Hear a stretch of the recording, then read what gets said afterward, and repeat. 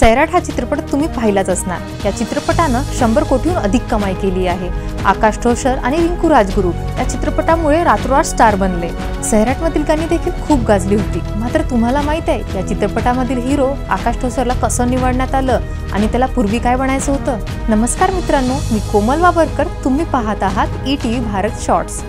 आकाश ठोसर हे नाव असं आहे ज्याला खूप कमी वेळात खूप प्रसिद्धी मिळाली। आकाशला पोलीस अधिकारी बनायचं होतं, मात्र त्याच्या नशिबात अभिनेता बनण्याचं लिहिलं होतं। दरम्यान एके दिवशी बस स्टॉपवर उभ्या असलेल्या आकाशला सैराट चित्रपटाचे दिग्दर्शक नागराज मंजुळे यांच्या भावाने पाहिलं। यानंतर त्यांनी आकाशला चित्रपटासाठी ऑडिशन देण्यासाठी सांगितलं। पहिलं तर आकाशला वाटलं त्याचा चित्रपटातील रोल हा छोटा असेल, मात्र त्याला मुख्य भूमिकेसाठी निवडण्यात आलं। सैराट या चित्रपटात आकाशनं प्रशांत काळे उर्फ परशाची भूमिका साकारली होती। यापूर्वी आकाशनं कधीही अभिनय केला नव्हता, मात्र सैराटनं त्याला एक मराठी चित्रपटसृष्टीतील मोठा अभिनेता बनवलं।